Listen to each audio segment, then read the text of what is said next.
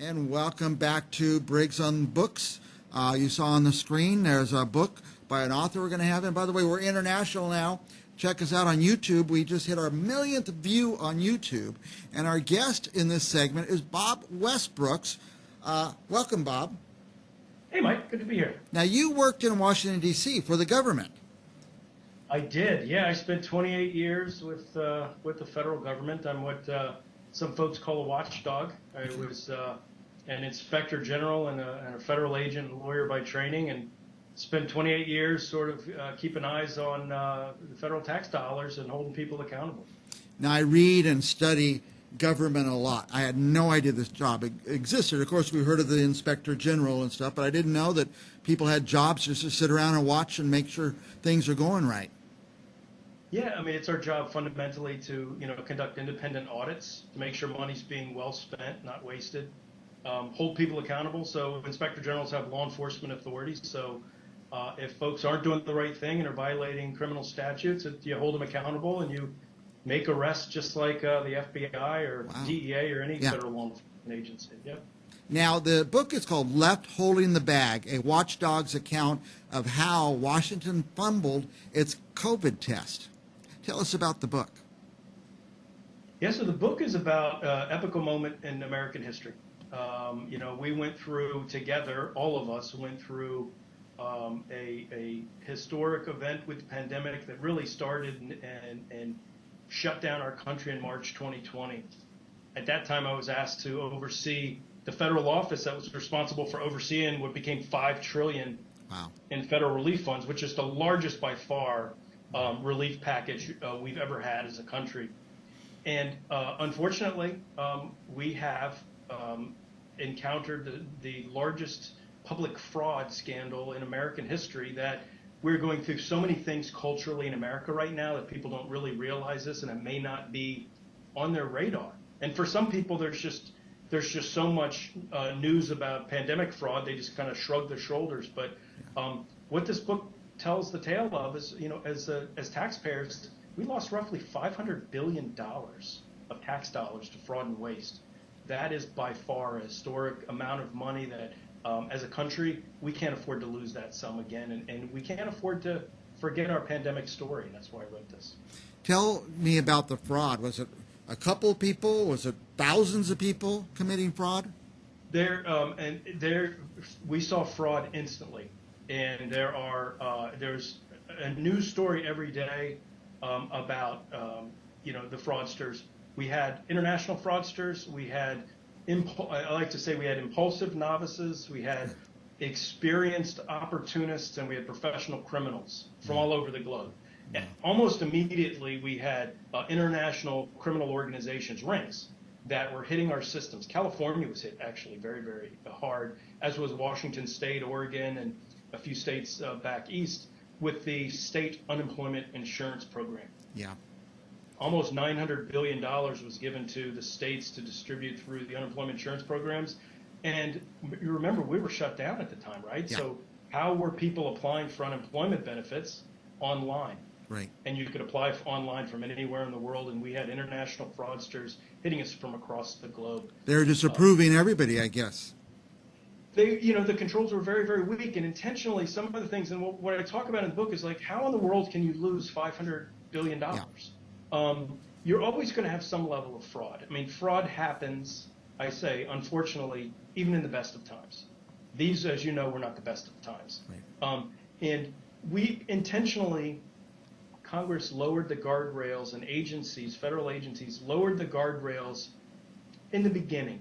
And you could argue that may have been appropriate, right? I don't, and I wrote about the historical context of what was going on through this entire period. And there was a lot. In the beginning, there was a sense of urgency. There was a sense of panic and a sense of chaos. And it was, the proverbial, throwing bread and water out of the back of a truck kind of mentality. Yeah. We were panicked. You can understand why fraud controls were lessened during that time frame. But that quickly abated. I mean, sadly, us Americans, and I trace the history of this, we were at each other's throats about 30 days into the pandemic. We were fighting with each other over all sorts of cultural issues that, were tangentially related to to the pandemic. And so those controls over time should have been added back in, and they weren't. And that's fundamentally what I write about. I don't know if you go into this historical idea, but Franklin Roosevelt during the Depression, he said, I want the money out there. I want the money out. They were just, it reminded me of that the government was just giving away money, just pushing her out to the states were giving it away. And I could see how it would be easy for people to take advantage of that. And they did, and that's what I say that, we talk about the need as a federal watchdog.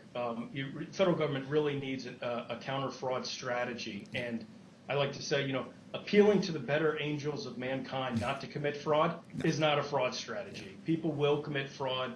And the internet was the great facilitator, right? You could apply for government benefits from anywhere in the world. And you're right. You have to push the money out. And that is at times critically important. But it's also important from a public trust standpoint that the American people know that we're acting as good stewards of their money, of our money. And that's what we failed to do. And so there were some things that I write about that really was, it wasn't the agency's fault, or it wasn't this president's fault or that president's fault. It was Congress's fault. They wrote laws a certain way where fraud was going to happen inevitably, particularly with the unemployment insurance program. It was going to happen. But over time, we had these successive crises, cultural and social crises in America that took place that diverted attention of Congress and most people that follow federal money. And I don't think there was interest or bandwidth for looking at what's going on with the fraud. And meanwhile, criminals from around the globe are lining their pockets. Yeah. Now, your office, was it you? Was it your office? Was it a giant team of people investigating the fraud? I'm just now getting my head around how much fraud there really was. Yeah, so there was really with the pandemic relief, there was about 400 different federal programs that distributed money. There were 3 of them that got hit really, really hard by criminals from across the globe. Unemployment insurance through Department of Labor, and then there were 2 small business loan programs, the Paycheck Protection Program and the Disaster Loan Program that got hit. You could find a news story every single day on a prosecution. So there are 75 inspector generals in the federal government. That you have an IG for each agency that do oversight of their programs. And then with the pandemic, Congress created an oversight body to say, hey, can your office, the Pandemic Response Accountability Committee, bring together the IGs, staff your office, build the data analytics capability to find fraud across government. But without somebody overseeing it across government, you'd have IGs in these stovepipes. So it's critical. So that was my job, was really kind of smoothing out the lumps across government and coordinating and connecting different law enforcement officials. And it's not just IGs. This would also include the Department of Justice, Secret Service, FBI, et cetera. It just seems like a giant, giant task. And I guess the investigations are probably still going on? Yeah, the investigations are going on and will continue to go on. In fact, Congress realized it's such a problem that last year they extended the statute of limitations, how long it takes to bring a case, from 5 years to 10 years. Wow. And even with that, the Inspector General for the Small Business Administration says, we're going to be at this for years. He says he's got enough work for 100 years. Obviously not going to be at it that long. But the reality is we have many, many, many fraud cases, and we're trying desperately to get back some of the tax dollars that have been lost, but I fear that it'll be a small fraction of what we actually lost to fraud and waste. Yes. Now, it's just a more broader topic. During the entire, I read a lot. I told you before you came on there, I just finished yet another book on Richard Nixon and his presidency. But during the whole Trump period, I thought this is like a book unfolding in front of me. I was awakened to history and really watching every little thing that happened. I didn't catch that much on this fraud. I guess they're just not that sexy of a story. Everything on January 6th, every time someone's arrested and convicted, I'm reading the story, but I just haven't read much on the fraud, and that may be the bigger story for this period. Well, that's a great perspective, right? And so January 6th happened after this, and before that, if you back up in time, we were consumed with the, sadly, Ruth Bader Ginsburg passing and a new Supreme Court justice, which has profound effects for society. Before that, we had George Floyd. And that consumed Americans, the attention of our country, really the entire summer. So there was not the bandwidth, I think, or the focus, because we were really, and as you know, then after January 6th, it became mask mandates and vaccine mandates, and Congress was just not paying attention to this, or not paying enough attention to So it's not only us, the news consumers, we didn't pay that much attention. Congress didn't pay that much attention. Exactly. Right. And it really falls to them, I guess. They're largely responsible. You know, it's the administration administers federal programs that get funded by and approved by Congress. But, you know, I think part of the problem is we're in such a hyper-partisan climate right now in Washington, D.C., that there is not effective bipartisan oversight, which is what you need is bipartisan oversight. That's what the American people want is. And it wasn't that long ago, I spent a part of my career working on Capitol Hill, working for the Senate. It wasn't that long ago that you would have Republicans and Democrats being able to reach across the aisle and look at problems facing America and come to solutions, and at least be able to talk about it, you know, and come to solutions. And sadly, I think those days are past us, and so we don't. I write about it, you know, and I fault both administrations for their errors, because this is an objective. It's a book about politics, but it's not a political book. And so where errors were made, because I'm a watchdog, I call balls and strikes, I call them out. But the reality is the former administration had little appetite for independent oversight. In fact, they were firing inspector generals, which was sort of a historic norm-breaking activity, just when we needed IGs the most. Well, I guess the whole period was historic. I mean, since the Great Depression, they never pushed that kind of money out in the economy, and it was just a setup for fraud. Nobody was ready for it. There was no infrastructure, it sounds like, to be catching this. Yeah, and if you remember too, so then in 2021, we almost fell into a major recession. So there was another massive spending bill called the American Rescue Plan Act that was pumped out to the economy that mixed up some pandemic response with general economic stimulus packages, and states are still trying to figure out, like, how do I spend this money? They actually say, like, we got too much money from the federal government. We don't know how we can spend this and spend this appropriately. And that was, you know, and luckily the economy bounced back. We saw a very negative trend line with the unemployment numbers, and that sort of bounced back. But now we've spent way more money than we really have. Now, I know out here in California, did feel like the state had too much money and they didn't know what to do with it. What about money that the state spent, that they're given to for COVID relief, but they spend it on something else? Is that fraud? Is that something your office would look into?